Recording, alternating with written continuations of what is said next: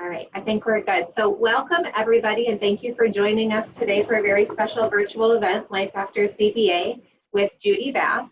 Judy is an internationally recognized expert in the field of college placement for students who learn differently. Judy is the founder of Bass Educational Services, an educational consulting firm that provides comprehensive college and post-secondary planning for students who learn differently. We are pleased to welcome Judy back for her 6th annual presentation here at CBA, and we really appreciate her ongoing commitment to our community. This will be a 45-minute presentation followed by a 15-minute Q&A session. And we would appreciate if everyone holds their questions until the end. Either write them down or type them in the chat box and we'll get to them. And please also note the media disclaimer in the chat box. The session will be recorded and shared online. So with all that said, I'm going to go ahead and turn it over to Judy. Hey, thank you very much, Elizabeth, and welcome everyone. It's good to see some of you again. Today we're going to talk about life after CBA and how to find the right fit for all types of learners. Just to give you a little bit of an overview today, what I want to talk about is college readiness.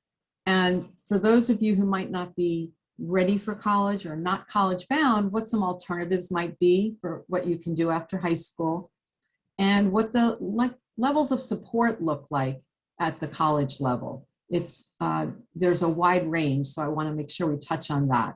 And then give you some resources for you to do the college search or to look for alternatives and have places to go to do that research. So I want to start with a foundational slide that I think are 3 important factors to consider. We need to consider a student's academic, emotional, and social needs when we're talking about what to do after high school. An overall fit, a really good overall fit, is what's important for students who have different learning styles. And this process needs to be student-driven, because if you're the parent and you're doing all the work, then maybe you need to think about whether your child is ready yet for college.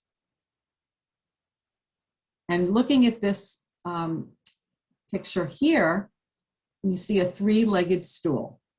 You've got 1 leg of academic ability, 1 leg of social skills, and 1 leg of emotional regulation.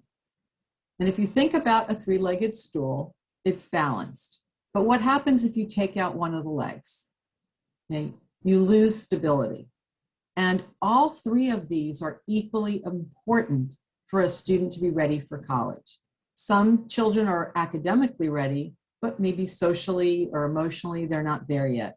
And some students are really savvy socially, but maybe academically, they haven't figured out how to study and how to get the work done, and they may not be ready that way, and they might be just wanting to go for social reasons. So all of these things need to be in balance for students to succeed.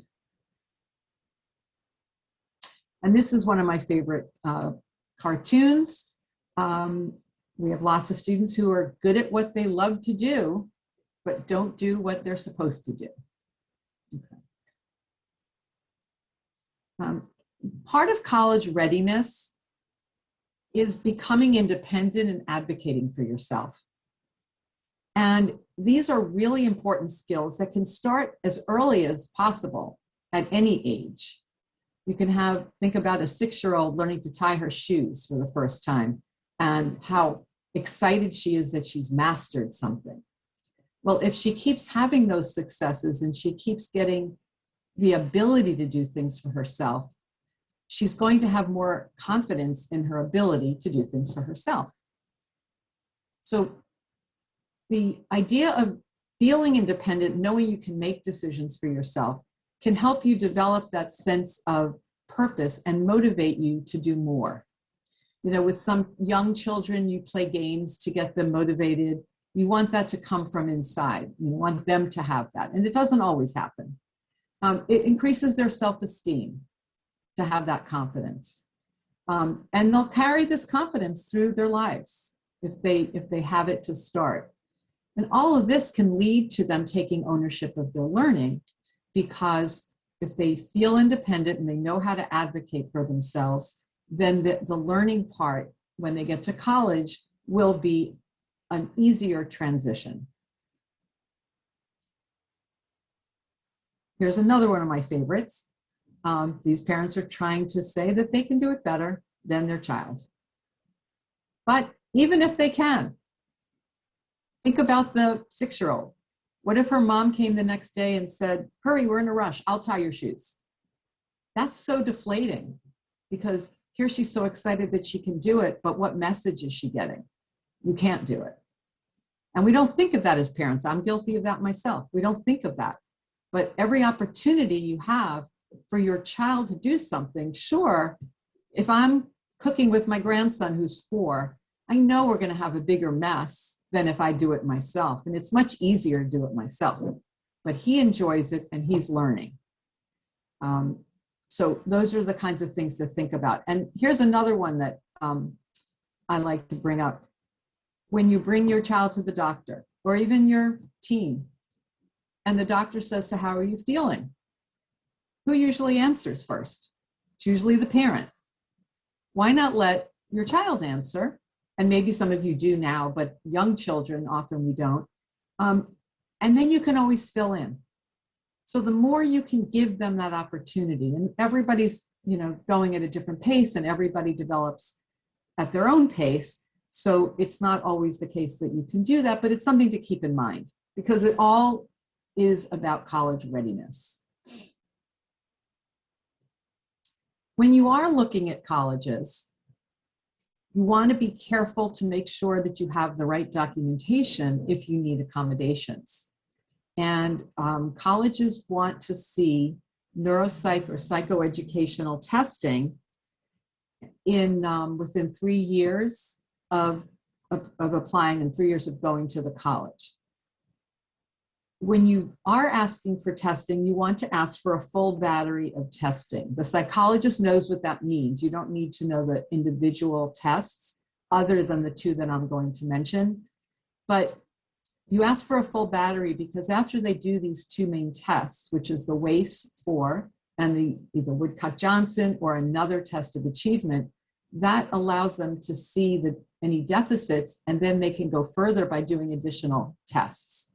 So if they sense more executive functioning issues, there are certain tests they're going to do. If they see reading issues, there are different tests they're going to do. The WAIS is the adult version of the WISC. Those of you who have had testing know that the psychological piece of the testing is the WAIS or the WISC, and it's normed for 16 years and above. Most of the time, colleges want to see that. If you're on the cusp of 3 years, maybe it's 3.5 years at that time, my recommendation is you don't need to redo the testing until you've decided on the college. And then before you decide to accept to the college, you want to make sure that they'll accept your testing. They might be 3.5 years old or 4, and you can say, would you accept this, or would you like us to redo it? And then you still have the summer to redo the testing. Maybe sometimes they might only want the WAIS and they won't need the rest. And another important factor to consider is if foreign language or math or disabilities are issues. You want that written into the report, and you want a clear rationale for why, especially foreign language, what are the issues with learning the foreign language? Because colleges will say, we teach it differently. We don't just do reading and writing. They'll be able to learn because we do it with an auditory. Well, the child might have an auditory deficit, but it might not be in the report that that's the reason. So you want to be as clear as you can. Math is a little different. Most colleges, you have to take at least 1 math course.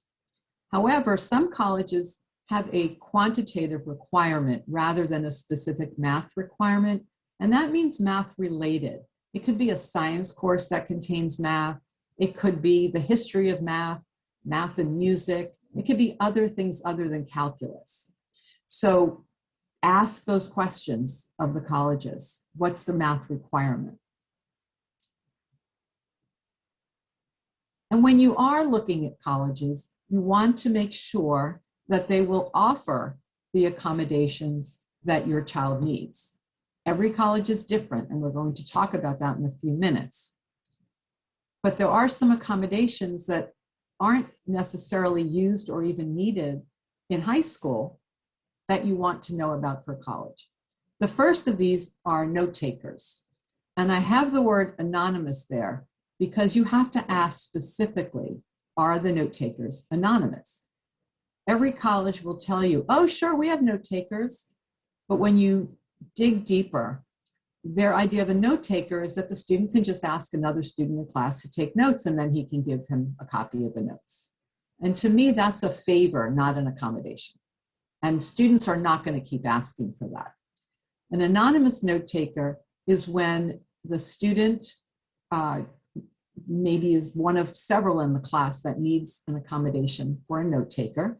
The professor makes an announcement in the class. If anybody would like to be a note taker, please go to the Learning Center, let them know, and then they either hire them or give them some stipend at the end, or it's just for volunteer.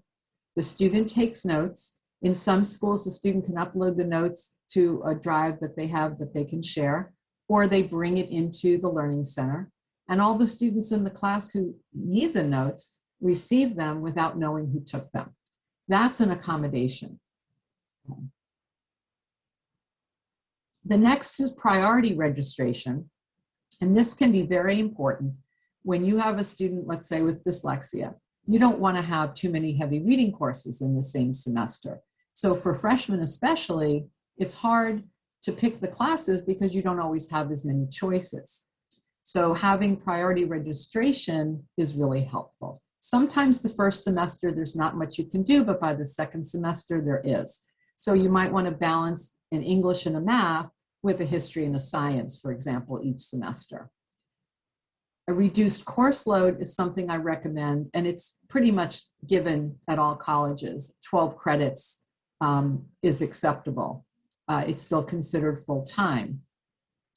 And the reason for that is that there's so much work that gets done outside the classroom that it can be overwhelming for students. And so by starting out with 12 credits, it eases them into what the full-time is. They can always take a summer course to make up 3 credits, or they can go an extra semester if that's what they need. But going too fast is not going to be practical for some students. Another accommodation is the late class start. If you have a child, especially with ADHD, who just really isn't a morning person and can't get up, they can have late class starts of 10 o'clock. The good thing is the afternoon classes are often not as filled as the morning classes. So if you have a student who likes the late afternoons, they can actually have some smaller classes because fewer kids register for those. And then I mentioned the foreign language substitution. And what this means is that in some colleges, you will be able to take a culture course, maybe American Sign Language, or it could be a study abroad. So they'll give you some substitute that can count for the foreign language requirement, if there is one. And when you are looking at colleges, how do you know how to decide? There are 2,300 or slightly under 2,300 4-year colleges in the country. How do you know where to even start with that? What I like to recommend is that either separately from your child or together, you make a list of maybe your top 5 priorities. What matters to you as a family?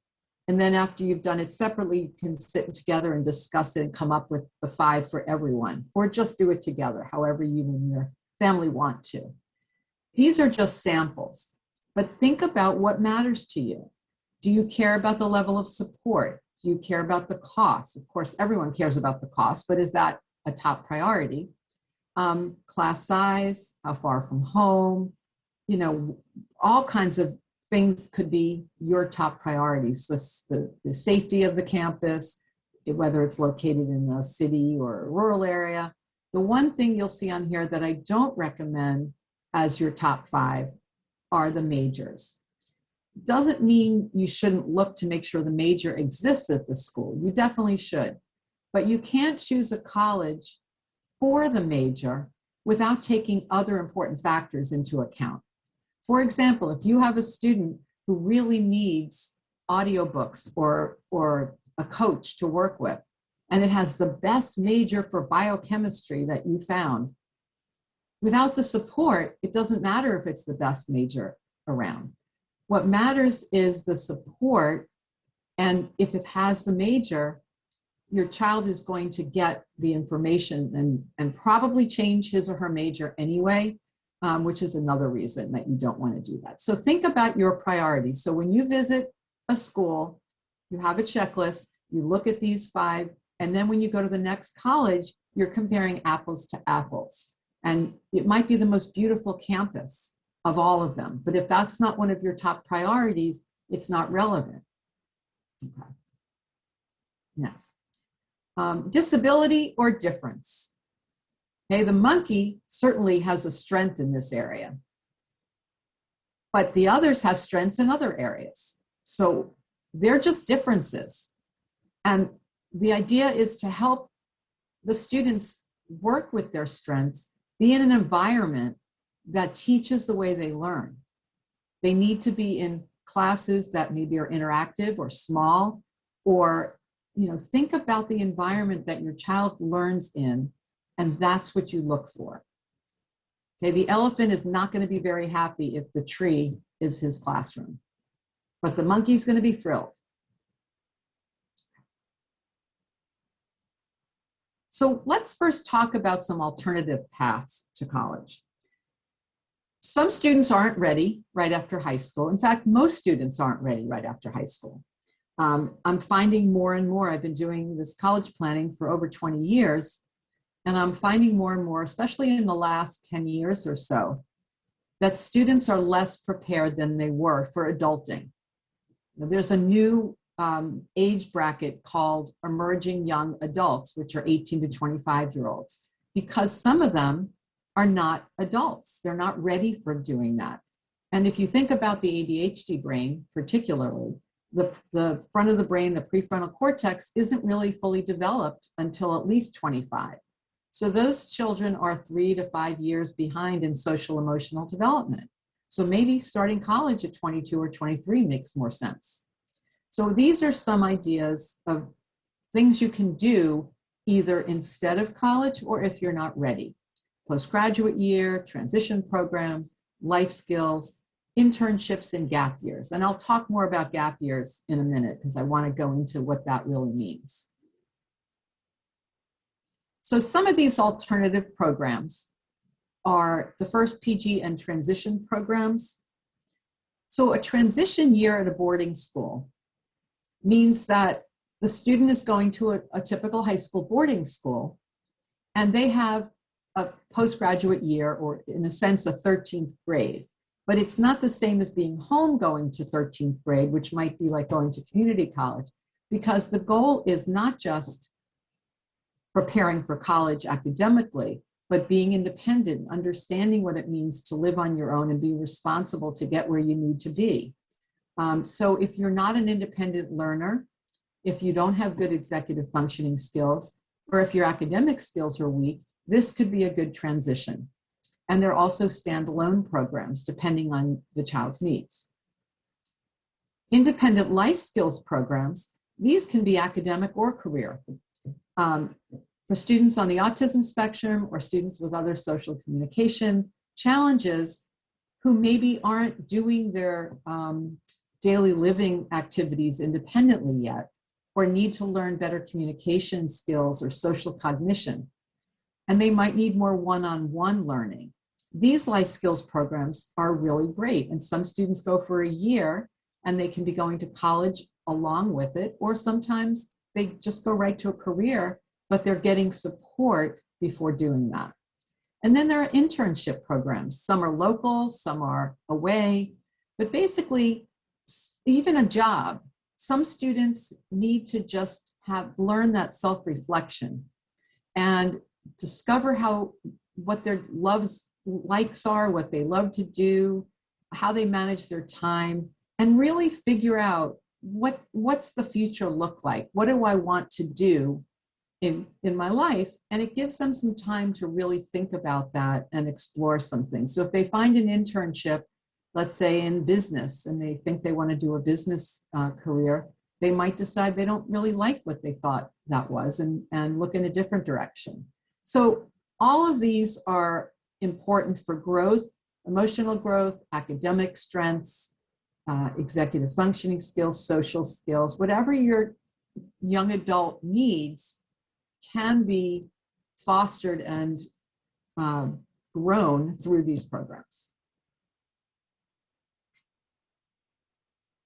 For some students who aren't going to go to college for a degree, who might just want a certificate, even those students could go to college, maybe they're just not interested in the academics. So there's a website called ThinkCollege.net. It's a government website through a grant to NCLD, the National Council, I think it is, of Learning Disabilities. There are 4-year programs, 2-year programs, 1-year programs, and these are for students who are going on a college campus, but they're getting certificates, not degrees. So they're having the college experience. They're living in dorms with other students who are neurotypical students. They go to football games and basketball games. They go to 2 classes a semester, perhaps in traditional classrooms with modified work. And they do internships in the afternoon. And there's a wide range of how it's done. And these are just some examples of those programs you might have heard about, some of them. And just so you're aware that this website has all this information.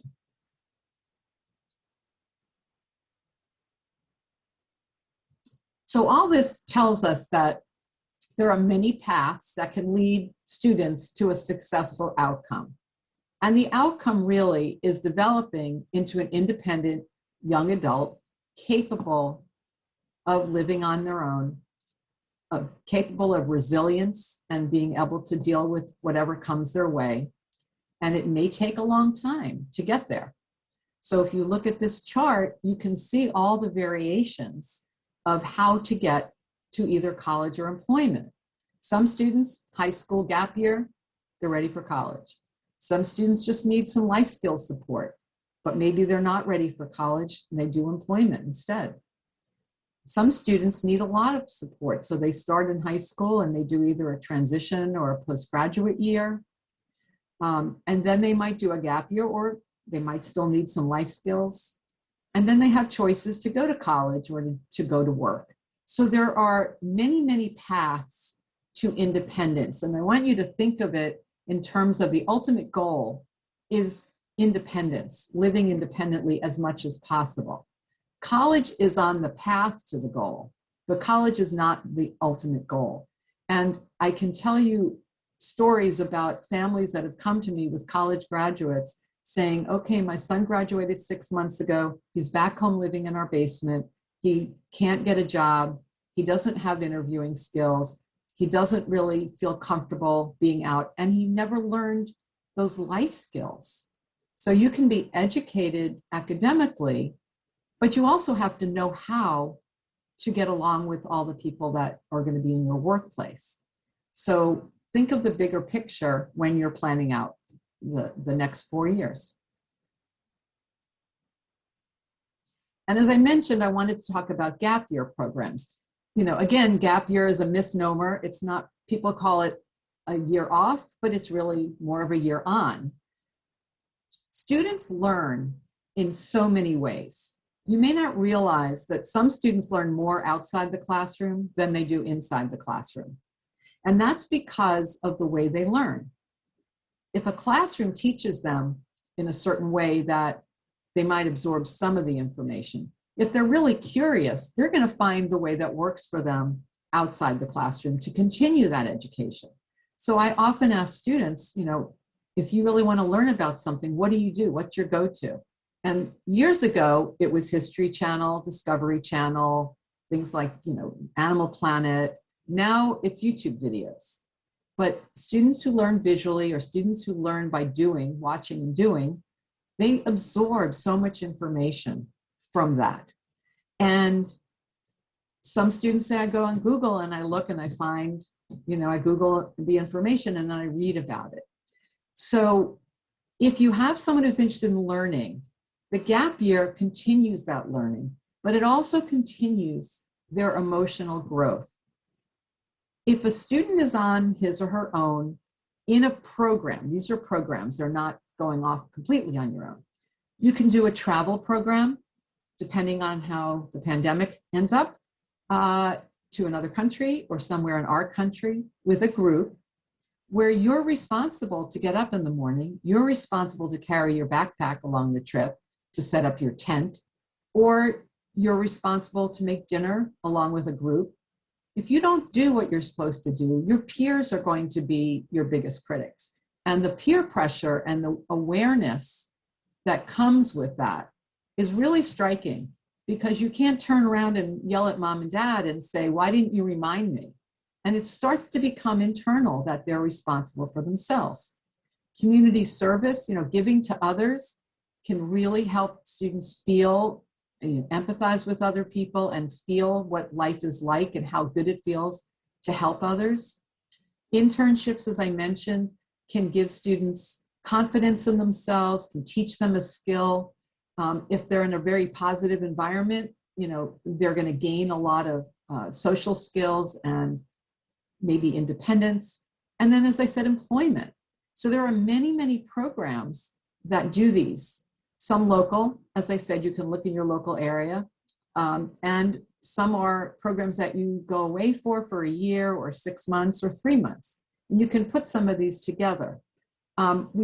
I don't know if we have it in the end slide, but if we don't, I'll mention it to you. But gapyearassociation.org, I believe, is a website that has lots and lots of programs that you can look at and see what might appeal to your son or daughter.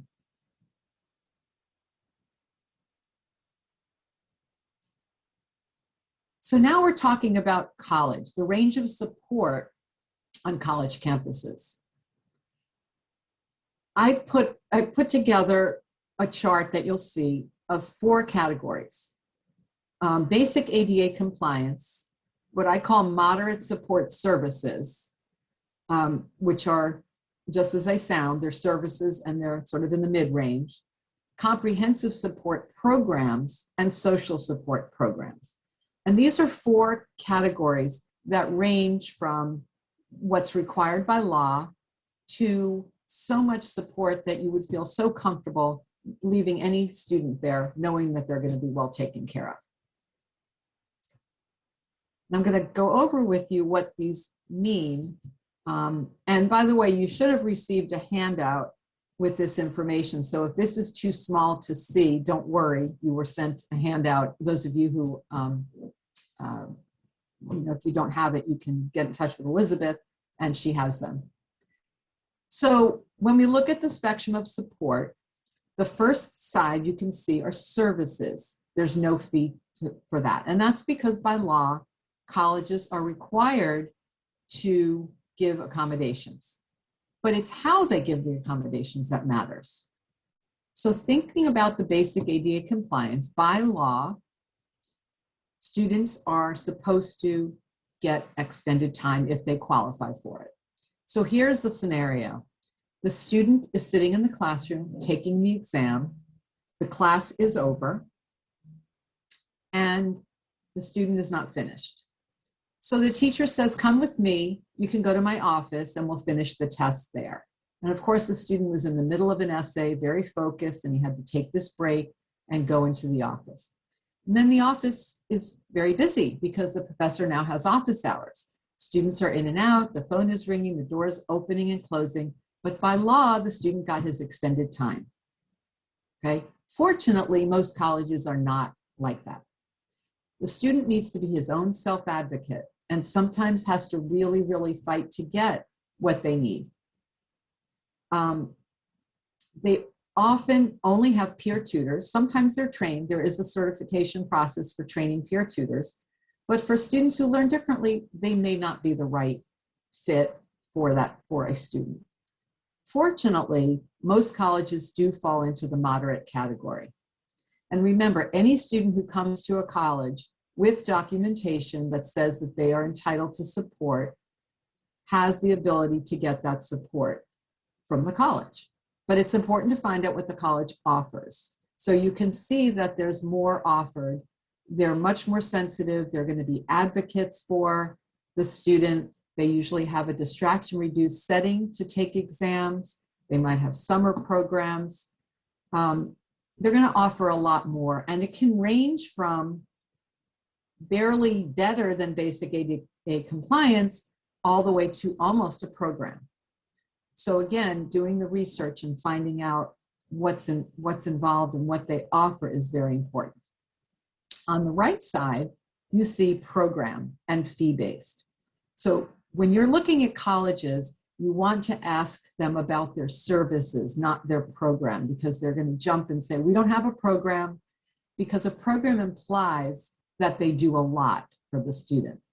The reason it's fee-based is because they limit the number of students, either through applications or just when they fill up. And you're guaranteed a learning specialist for the semester because you're paying extra to be guaranteed, whether it's 3 times a week to work with a coach, whether it's 4 times a week to work with a tutor. You have all professional tutors. You have a full-time director and staff members, typically with advanced degrees. You have lots of executive function coaching, or at least time management and organizational help. You often have the learning specialists in touch with the teachers to find out how the student's doing, or they can advocate for the student. So it's really, really helpful if your child needs a lot of support. And then the social support piece for students who have autism or any social communications disorders, even ADHD with a social anxiety component. These programs offer a safe place for kids to go when they don't know where else to go. So for example, they're in class 15 hours a week. At the end of class, it's 3 o'clock in the afternoon on a Friday. They don't know what to do. So they go back to their dorm and no one's knocking on the door. And they may stay in their dorm the whole weekend and do nothing because they don't know how to access any activities. These programs make sure that doesn't happen. They have activities going on all the time for students. They have a lounge for students to hang out in. They have all their support services there. The kids become friends, and they're more likely to say, we're going to go bowling on Friday night. Let's all meet here at 6 o'clock and we'll go together. Or there's something going on campus. There's a bonfire. Let's meet here and we'll all go together. That's a lot safer and more comfortable for a student who has social issues than having that student need to find his own social activities. So fortunately, there are more and more colleges that are providing these services. And we're going to talk about a few of those. So I gave you some colleges that are in the moderate support, that have comprehensive programs, and that have social support programs. By all means, this is not the entire list, but these are just some examples. And you'll notice in the moderate support category, I included UNC Chapel Hill. The selectivity of a college has no bearing on the level of support, nor does the size of the college. You can have teeny tiny colleges that are not very good in supporting. And then you can have huge colleges like UNC Chapel Hill that are. And the same is true for comprehensive programs. A college that has a comprehensive program is going to have really good services.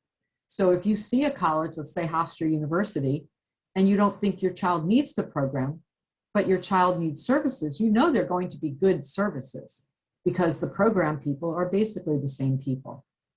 And then the social support programs you can see as examples.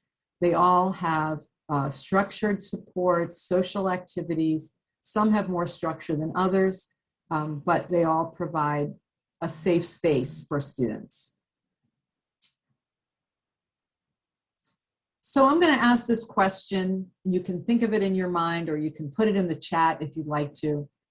How many colleges are there that are exclusively for students who learn differently? Remember I said there are 2,300 colleges in the country. How many of them are exclusively for students who learn differently?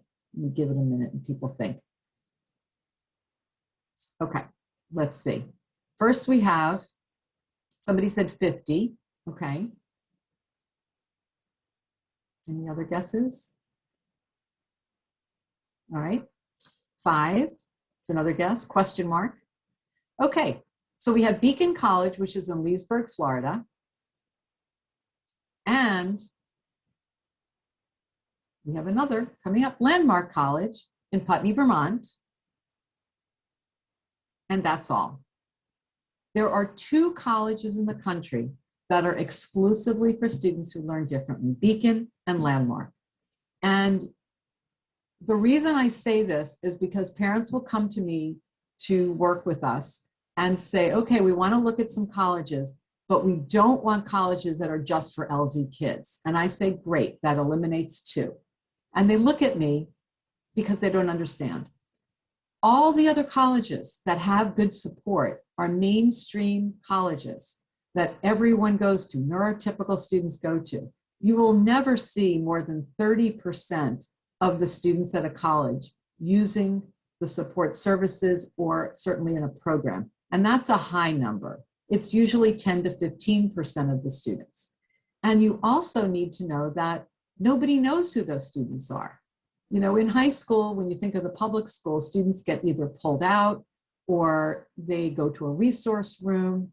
In college, nobody knows who needs the tutoring because they're having trouble in chemistry or who needs the tutoring because they have learning differences. They all go to the same building. They all go to the same departments. And it's much less stressful for students who just need to get this support. So keep that in mind that you can go to many, many colleges, but it's really important to check out the support before you go and to make sure you understand if that college offers what your child needs. You can't go by just what the generic is. So if you hear somebody say, oh, I have a friend who went to, Curry College and it's a great college for kids who learn differently. Well, it's not a great college for kids who have social issues because they're very clear. Their focus is language-based learning. Then you have other colleges that have great social skills programs for students with autism, but they don't have the best programs for kids with specific learning disabilities. So it's really important that you ask those questions. I'm going to talk about some resources that you can use to look at making lists. And on the left side are books, which are still around. This guide is more of an anecdotal kind of reading. The K&W guide's been around for many, many years. Mary Beth Kravitz and Amy Wax have written it. They've revised it a few times. And the College Finder and College Match by Steve Antonoff are excellent books for gaining knowledge. And then Colleges That Change Lives. And this book is a book about fit. Why is fit important? And I encourage you to read it, at least a few chapters here and there, and read about certain colleges and how the fit of the college has benefited the student. By being in the right place, the student benefited a lot more than trying to fit yourself into a college that really isn't the way you learn. And then on the online side, we have College WebLD, which is my website, collegewebld.com, and it's free, and you can find listings of about 400 colleges that have good support or in certain areas, but I use a star system for ranking so that you can see which ones are good for ADHD, which ones are good for autism, which ones are good for specific learning disabilities. It's not perfect, it's in process, we're still working on it, but it gives you a good place to start. College Express is another place you can look up majors to see what schools might have the majors, and then you can cross-reference it with what other things you need. ThinkCollege, I mentioned already, for students who are not looking to have a college degree. College Navigator is the government's website. All colleges are required to fill out an extensive form every year to give to the government, and they put it out in a format that's easy to read. And then Peterson's Guide, that's sort of the private version of College Navigator. They do the same kind of research and they get more current information than College Navigator, and they put it out in an online source. Yes, Jackie, correct. The websites, these are hyperlinks, but I realize that you don't have these slides. So we're going to put them in the chat so that you can find them. But I think if you just put them in, the sites should come up. Okay, so at this point, I would like to take questions. And let me just turn off my timer so it doesn't ring. Let's start with any questions you have.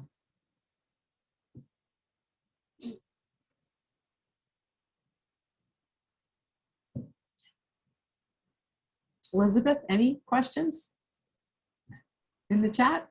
I don't see any in the chat, and we do encourage people to ask questions live. Certainly, if you're more comfortable in the chat, I'll ask them for you. But yeah, we're definitely open to live questions. I can't have been that thorough. There's got to be something that you want to know.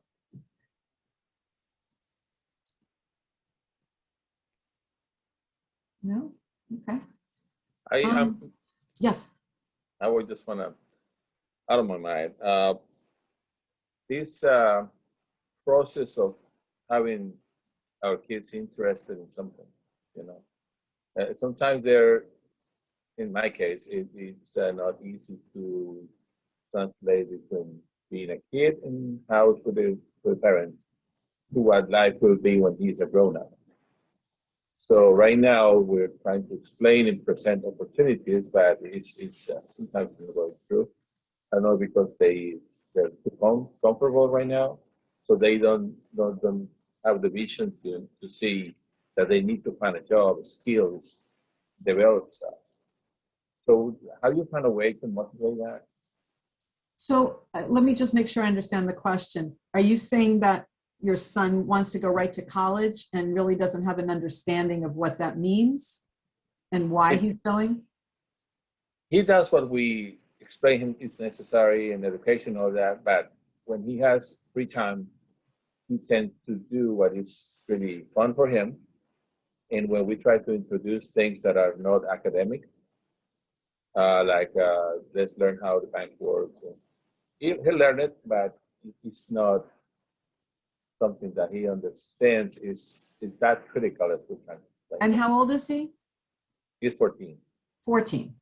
Okay, so there's a lot of growth there. He's going to grow, and I would just say make those things accessible to him. But if he's not interested at that age, kids don't want to do what they're not interested in, because where their brains are right now is they want to have things that spark their interest. So if you could make something into a game or find a way that he might receive it differently. Also, sometimes the parent isn't the one that should introduce it because it's automatically rejected. So if you can have somebody else introduce something new or talk to a parent of a friend and see if the friend can do it, you know, there's a lot of ways, but he'll get there if you just keep trying, but I wouldn't force it. And it takes a long time for kids to grow up. I just saw a question in the chat. Yes, Elizabeth? Yep. So this comes from Laura Guerin. Do you have recommendations for summer jobs to build independence and confidence? Well,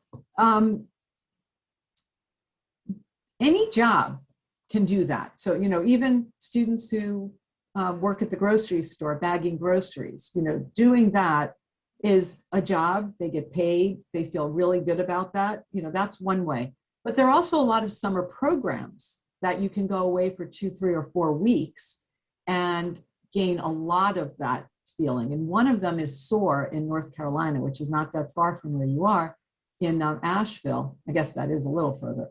But it's called SOAR, and it's SOARNC.org. They have 10-day, 2-week, 3-week programs. And their goal is empowerment. Mostly students with ADHD and executive functioning issues, kids with low self-esteem, and they really work to make these kids feel confident and empowered. And the students come back different. They come back really having gained some sense of what they're capable of doing. Another is for juniors and seniors, Beacon College and Landmark College each have summer programs that really focus on executive functioning and how to prepare for senior year or for that first year of college. Let's see. There's another one I had in mind. I think, even a camp that's specifically for kids who have, any kind of learning challenge, but especially things with ADHD or autism, there are specific summer programs, and that's their goal, is to develop that better sense of self and sense of independence. I know Summit Camp is really a good camp. I think off the top of my head, I don't think of any others, but that's a good one. So there are lots of ways. Just having your child do anything that they have to do on their own. As far as a list of these go, I'd be happy to give you a list if you want to email me. If anybody's interested, or I can just send them to Elizabeth, but I'll be happy to put a list together and send them. I've got another question here, and yes, if Judy sends me when Judy sends me the list, I'll send it out next week along with the presentation and PowerPoint. So I got my next question here is from the Middlebrook family. At what point should we start looking into colleges, and what would be best for our kids and what they may need? And I think maybe that's like an age question, maybe at what grade. And Anna, please feel free to elaborate on that one. Yes, that was more of at what age should we start really looking forward at maybe which program might fit our children best? Mm-hmm. Should we start as early as 9th grade? Should we wait till 11th grade? Like, what is the idea of where we need to start? Not necessarily that there's like a magical number, but where should we start looking? What I will say is it depends on your level of anxiety, to be perfectly honest. Because some parents who are so anxious want to know this at 9th grade. They want to know what's out there. But the truth is, you really don't need to start until the beginning of 11th grade. That's a good time. The summer before or in the fall of 11th grade, you want to start exploring and seeing what's out there and maybe researching. Programs, definitely, you can call up a program and say, my son's a junior, my daughter's, end of sophomore year. We are looking forward and we'd like to know what your program offers and if our child would be a good fit. And just being on their radar is helpful, because then you get their emails, you get their newsletter, you're kind of keeping up. And these programs are really good at telling you, if you're interested, let us know. Even if you haven't sent in an application, when it comes down to the wire, they're going to make a phone call and say, hey, we're starting to get a waiting list. Are you still interested? If you are, please send in your application. If you're not, that's fine. We're going to move to our wait list. They're not going to just go over you because you didn't get back to them if they think you're a good fit. So I would say the beginning of 11th grade, start visiting in the spring of 11th grade to summer and then fall. And the other thing, just to give you some associated advice, when you start talking about life after CBA, talk about options. You don't want a program to be a backup to college. You want it to be part of the mix. So when I work with students, I'll say, let's have, I think we don't know if you'll be ready for college right outside of high school, but we still have 2 years to figure that out. Let's look at some programs, some maybe gapped in transition years, and some colleges so that we're familiar with all of them. Let's visit them all. And then next year, when you're a senior, we can start to narrow down how prepared you are. A couple of things can happen. Some students say, I'm going to college, and they suddenly get that motivation and get to work. And other students are relieved that you're not sending them to college and love the idea that they have a backup plan. So everything should come from the beginning. So I would say by 11th grade, start exploring.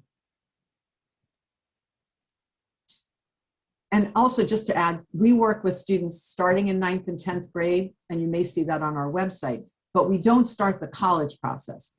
In 9th and 10th grade, we're helping students have a good high school experience and making sure that they're set up for college, but we're also telling them, don't worry about it. We will make sure that everything is in place. We'll meet once in 9th grade, once in 10th grade, and then we start the college process junior year. So you don't have to start in 9th grade, but if you feel the need to just know where you're going, that's certainly an option.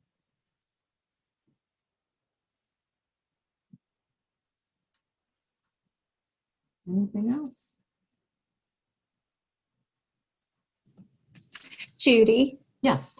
this is Stephanie. I just have a mom question. My little guy is 12 and just always looking forward, because a lot of times you have to be on a wait list for things, so never want to be caught off guard. Right. But I'm always looking for ways to try to make my guy more independent. He has high functioning autism, so the executive functioning skills and the focus is hard, but he loves to learn and is motivated. But in your experience, I guess here comes the age question again. The thought of him staying somewhere overnight just scares me to death, because just bullying, picking, inappropriate behaviors. So how do you talk to parents about that? I mean, that's got to be a normal question. Of course it is. Okay, thank you. No, absolutely. I have parents of 17-year-olds who say the same thing. And what I tell them is, your child's going to grow and mature, and you can't picture what they're going to be like in a few years. I can, because I see it from an objective standpoint. I see juniors who, there's no way they're ready for college, but by the end of senior year, they are. So let's say your son is 12 and you're not ready for him to go away. There are some day camps that you can start with. I don't know what's in your area, but if there's sometimes the school systems have them, or there's something at any local center for autism, doing something for the day, so he's getting used to the camp experience. But I find that when parents talk to the camp counselors, the people running the camp, and they meet them and they go up for a visit, maybe this summer you go up for a visit for the following summer, and you see it in action. I've had parents come back to me after seeing a program saying, oh my gosh, I can't believe that I'm saying this, but I feel totally comfortable taking my son down to Florida because that program, it feels like surrogate parents. So you have to experience it sometimes. And if your child, if you're the one who's anxious, but you're taking your child there, you have a whole year to talk about it for the next year. Like, this is what we're going to do next summer. And then you can prepare for it. But it's really hard to let go. I know. And, it's what you're comfortable with. He doesn't have to leave home at 12. He can stay until he's 15 or 16. When you're comfortable is when you do it. I never want to hold back, but you always want to protect. Right. So it's just tough. My son, I would say my son has auditory processing issues, and he's a homebody. When he was 12, by the time he was 12, I was trying to get him to go to a camp and he wouldn't go. And finally, when he was 13, he played basketball. So when he was 13, there was a camp about an hour from where my sister lives. And I got a buddy of his and I said, okay, do you want to go to this camp? It's 4 days. I'll stay at Aunt Barbara's. I'll have a cell phone. You can reach me. And he agreed. The minute we walked on campus, he looked around. He was so excited. Bye, Mom. Totally fine. Yeah. But the anxiety for him of the anticipation of going, he refused to go, And so he was 13 and a half by the time he went to his first away camp, which is fine. Right. So, there's a lot of, ways to do it. And of course, I spent the week at my sister's and I didn't have to, but at least it was an icebreaker. And then every year after that, I didn't have to worry about it. He could just go. So, or maybe, what else is a really good thing? I don't know if this would work at SOAR, the one I mentioned before. They have family programs. They have family weekends. It's like adventure programs. See if that would work, because I think sometimes they'll work with students with autism, but I don't know if, I would imagine in the family programs, they definitely would. Find out if they have a fun program that you would all like to do, and then you could be doing it together. Right. So that might be another way for you to feel comfortable seeing what's out there. Thank you. Oh, Mary, thank you, Mary. It's virtual this year for all of SOAR's programs. Okay. I was just looking at the family weekend and it said that it was virtual. It sounds really interesting. Mm-hmm. They have several of them, so maybe there'll be another one later in the summer. Or they usually have several. I don't know about this summer, but usually they have a few coming up. But that's a nice thing to do. And they're a great program. They also have a post-secondary program out in Wyoming for older kids with autism. One other question, Judy, if you don't mind. Sure. In terms of exploring skills, work skills, what could be a good road to take? So to understand what kind of capacities we have and how to improve that. Are you talking about social skills or academic skills? Working skills. Well, working skills are socially being able to deal with other people, academically understanding the knowledge you need, and emotionally being mature enough. So those things, they're taught, but they're taught through other ways. Working skills, I think you mean like teaching them a trade. Again, it has to be something they're interested in at 14, 15 years old. You know, they don't have to know what they want to do for the rest of their lives, because honestly, at 14, the job your son might have may not exist yet, because things are going that quickly. Things are changing. Some of these jobs do not even exist, and we don't know what their futures will be. But to me, developing critical thinking skills, being independent, having good social skills and interaction, those are the skills that are important. Because then you can get a job if you can think and you can be a team player, then you're prepared. Well, one concern might be teaching them how to drive. They might not need to drive in the future. So. Well, you know what? I have a lot of students who are 18, 19, 20 and still don't have their licenses because they're not comfortable with it yet. So they learn to take public transportation. So. Any others? So I think we're about, I'm happy to stay on for a few more minutes if there are more questions.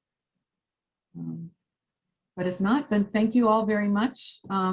Feel free to email me if you have any additional questions. I'm happy to answer them, and maybe I will see you in person next year. Let's hope that that's a possibility. All right, so thank you all very much. Thanks a lot. Thanks, Judy. Thank you so much, Judy, and thank you everybody for attending today. I will be sending this recording out next week along with the presentation, and Judy, we would love to have a list of those camps if you can send them my way, and I'll share those as well. And if anybody else that has questions about today or the event or upcoming events, please feel free to reach out to me. I'm Elizabeth Orange here at CBA. All right. Thanks. Great. Thank you very much. Bye. Bye. Thank you.